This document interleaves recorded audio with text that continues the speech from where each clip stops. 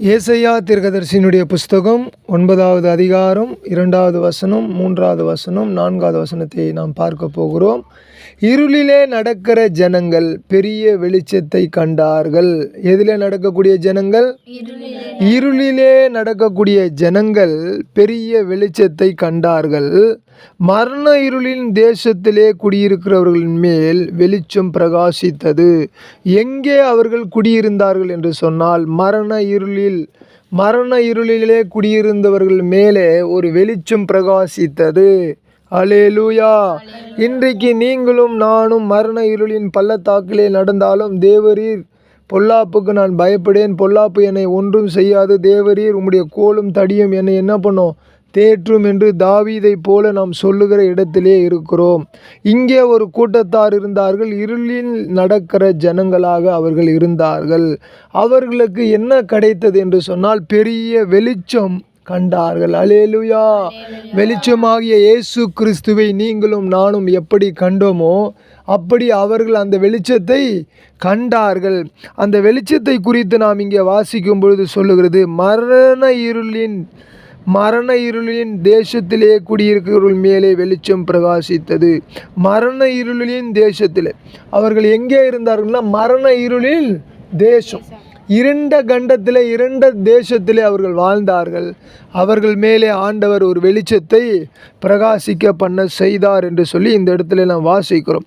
3வது வசனம் சொல்லுகிறது, ஏசாயா 9:3 சொல்லுகிறது, அந்த ஜாதியை திரளாக்கி அதற்கு மகிழ்ச்சியை பெருக பண்ணினீர்.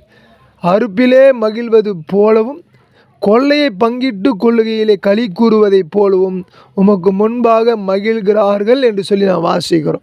அந்த ஜனத்தை ஆண்டவர் அப்படியே விட்டு விடாமல் அந்த ஜனத்தை பெருக பண்ண செய்து விட்டார். எந்த ஜனம் என்று சொன்னால், இருளிலே இருந்த ஜனங்களை ஆண்டவர் பிரகாசித்து அந்த ஜனங்களை என்ன பண்ணிட்டாராம், பெருக பண்ணிட்டாரு. அவங்க பெருகிட்டாங்கன்னா அதாவது அநேக காரியங்களில் பெருகிட்டாங்க. தொழிலில் பெருகிட்டாங்க, படிப்பில் பெருகிட்டாங்க, வாழ்க்கையில் பெருகிட்டாங்க, அவங்களுடைய முன்னேற்றத்தில் அவர்கள் பெருகி விட்டார்கள்.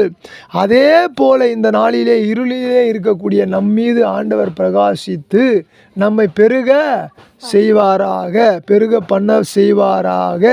அவருடைய சமூகம் நம்மீது இறங்கி வருவதாக. அல்லேலூயா, அல்லேலூயா. உங்களையும் என்னையும் ஆண்டவர் இந்த ஆண்டிலே என்ன செய்ய போகிறார்? பெருக பண்ண செய்ய போகிறார்.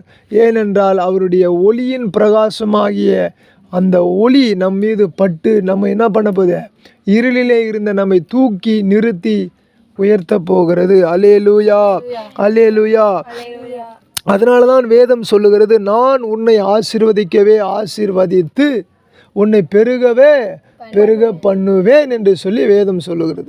ஆகவே இந்த நாளிலே உங்களை ஆண்டவர் ஆசீர்வதிக்கவே ஆசீர்வதித்து பெருக பண்ண செய்ய போகிறார். ஆபிரகாமை ஆசீர்வதித்த அதே தேவன் உங்களையும் என்னையும் ஆசீர்வதித்து பெருக பண்ண செய்ய போவாராக. நாம் அப்படியே கண்களை மூடுவோம். ஆண்டவரே, இந்த நாளிலே இருளிலே இருந்த எங்களை எடுத்து வெளிச்சத்துக்குள்ளே கொண்டு வந்து எங்களை பெருக பண்ண செய்ய போகிறதுக்காக உமக்கு நன்றி.